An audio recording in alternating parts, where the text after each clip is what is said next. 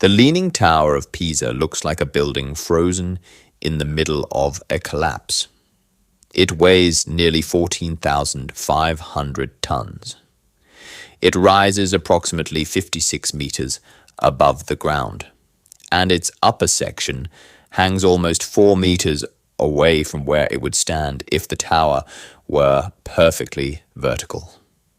Yet, after more than 850 years, it is still standing. It has survived construction mistakes, unstable ground, strong storms, several earthquakes, and even engineering attempts that accidentally made the problem worse. So, why has the Leaning Tower of Pisa never fallen? The answer is not simply that the tower is strong. Its survival begins with an unusual relationship between its enormous weight and its circular shape. It also depends on the soft ground beneath it, and one of the most delicate rescue operations ever attempted on a historic building.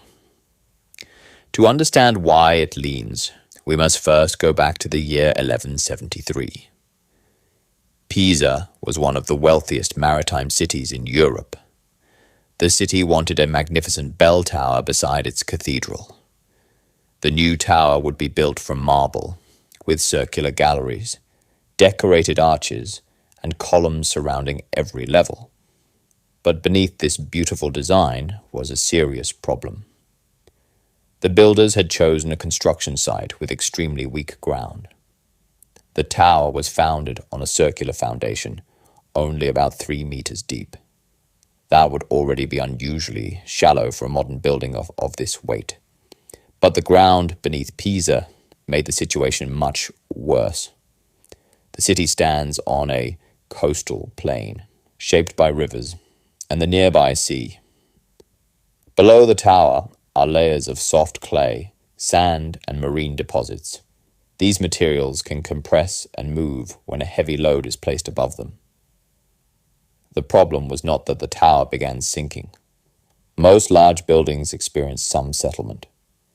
The real problem was that the tower did not sink evenly.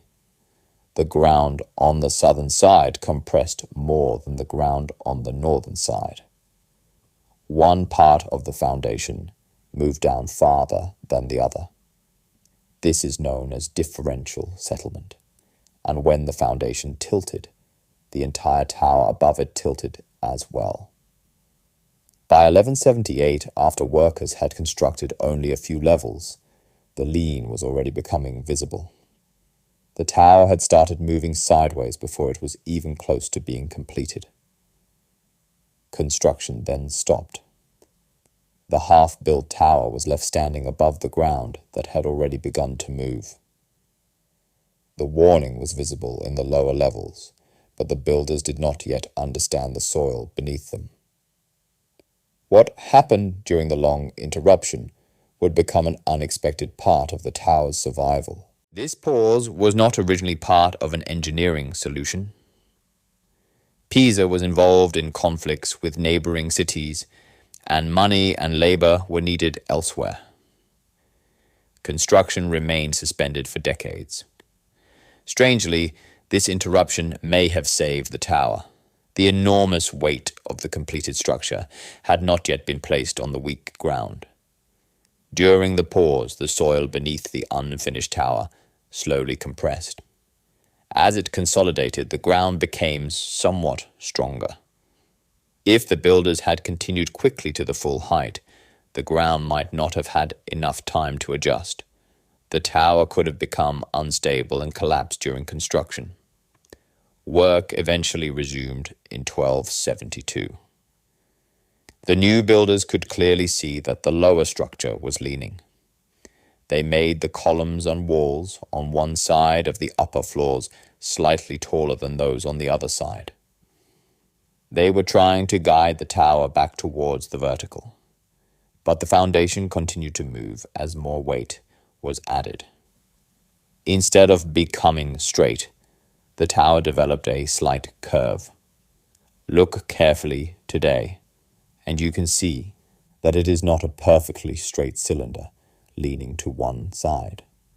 Its center line bends because different generations of builders repeatedly tried to correct the changing inclination. Construction stopped again in 1278. The seventh level was later completed, and the bell chamber was added during the 14th century. By approximately 1372, almost 200 years after construction began, the tower was finally complete. But the ground had not finished moving. To understand why the tower remained standing, imagine drawing a vertical line downwards from its center of mass. This line represents the direction in which gravity acts through the building. As long as that line remains within the supporting area of the foundation, the weight can still pass safely into the ground. The tower may lean, but gravity does not automatically make it fall. However, as the inclination increases, the line moves closer to the edge of the foundation. The pressure beneath the lower side becomes greater. The pressure beneath the raised side becomes smaller. This uneven loading can compress the soil further, increasing the tilt and moving the center of mass even closer to the edge. It creates a dangerous cycle. More leaning causes more uneven pressure. More uneven pressure causes more settlement, and more settlement causes even more leaning. Eventually, the center of mass could move beyond the effective support of the foundation. At that point, the tower would overturn. The masonry was also under severe stress.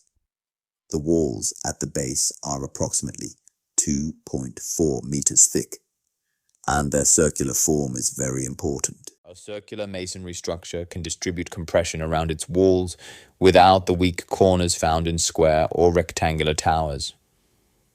The tower is also hollow. A spiral staircase runs inside the thick outer walls, while the center remains largely open. This reduces the total weight compared with a completely solid stone structure. Most of the marble and stone remain in compression. Masonry performs well under compression, provided the forces stay within the thickness of the wall. But as the tower leans, the force becomes increasingly concentrated on its southern side. Engineers discovered that some areas near the base were carrying extremely high compressive stresses. Cracks could have formed, and sections of masonry could have been crushed. So even if the tower did not overturn as a complete object, its lower walls could have failed under the uneven forces. Over the centuries, people made several attempts to correct the lean. Some of those attempts made the situation more dangerous. In 1838, a walkway was excavated around the base so that visitors could see the lower part of the tower. But the excavation allowed water to enter the ground around the foundation. The tower's movement increased. In the 1930s, engineers injected cement grout beneath the foundation. They hoped this would strengthen the ground and stabilize the structure. Instead, the work caused the tower to move further. This exposed the central difficulty of the problem. The tower was old, fragile, and already close to instability.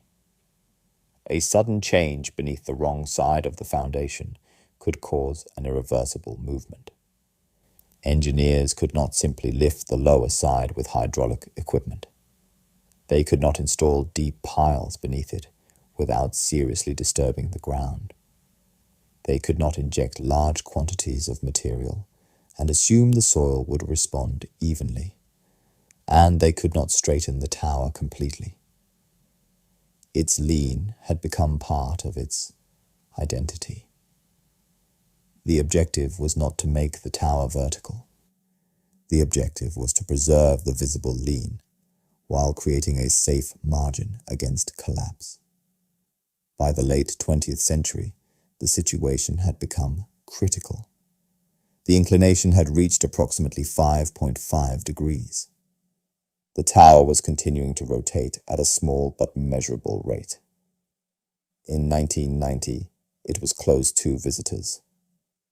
The bells were prevented from operating, and nearby buildings were evacuated as a precaution. An international committee of engineers, historians, conservation experts, and soil specialists was formed to save it. Their first priority was to stop the movement. Steel cables were placed around the tower and connected to distant anchors. These cables provided emergency protection, but they were not intended to become a permanent support. Engineers then installed a concrete ring around the foundation.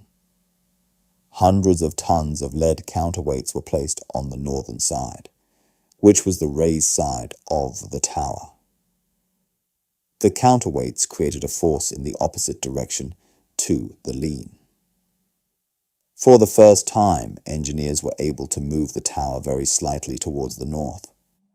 But a permanent mountain of lead beside the tower was not an acceptable final solution. The rescue team needed a method that worked with the soil itself.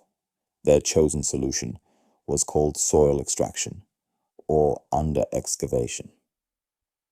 The idea sounds simple. Instead of pushing the southern side upwards, engineers would allow the northern side to settle by a carefully controlled amount. Small drilling tubes were installed at an angle beneath the northern edge of the foundation. Tiny quantities of soil were removed through these tubes. As the soil was extracted, small spaces formed beneath the raised side. The enormous weight of the tower slowly compressed these spaces. The northern side settled by a few millimeters. The tower then rotated slightly away from the south. This was not one large excavation. The soil was removed in very small stages. After every operation, instruments measured the tower, the ground pressure, the foundation position, and the condition of the masonry. If the tower responded differently from the predictions, the work could be stopped immediately. The operation demanded extraordinary patience. Engineers were not controlling a new structure made from predictable materials. They were working beneath an 800-year-old monument, resting on irregular layers of clay and sand.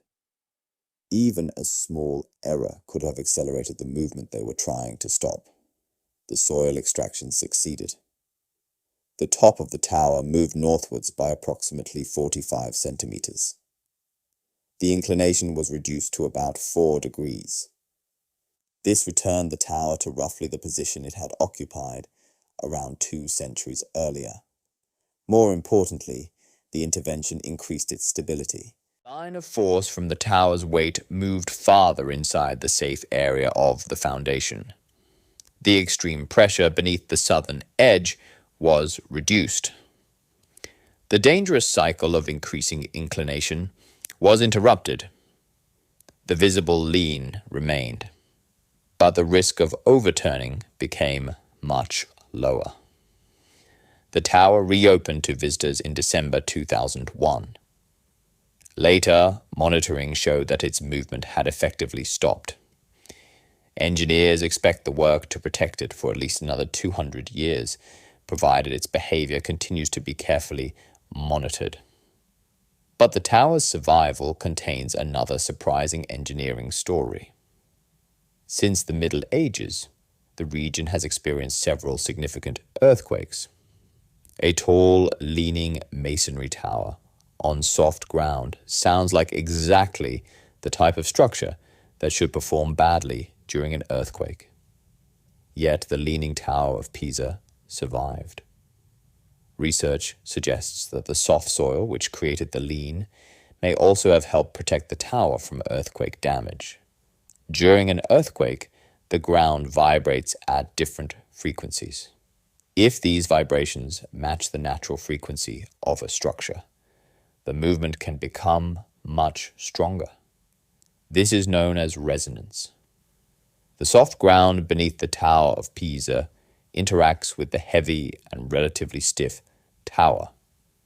This soil and structure interaction changes the way earthquake energy reaches the building. The system does not easily enter the type of damaging resonance that might otherwise threaten the tower.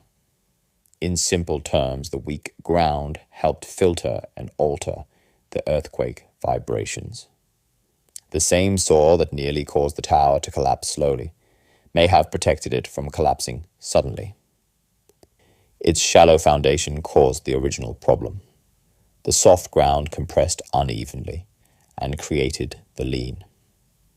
The long pauses during construction gave that ground time to strengthen. The builders adjusted the upper floors, producing the tower's curved profile. Its thick circular walls distributed the enormous compressive forces. Its hollow center kept its weight lower than a solid tower. During the final rescue, engineers did not fight the structure with massive supports. They removed small quantities of soil and allowed gravity to move the tower gently towards safety. The tower is not standing because gravity has somehow failed to pull it down. It is standing because its center of mass still remains within the supporting area of its foundation. Its weight still has a continuous path through the masonry, foundation, and soil. Modern stabilization reduced the movement and restored a safer margin. What began as a construction mistake became one of the most careful structural rescues in history.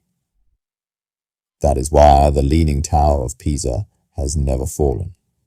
Follow Engineering Behind Buildings for more stories about the structures we recognize but rarely understand.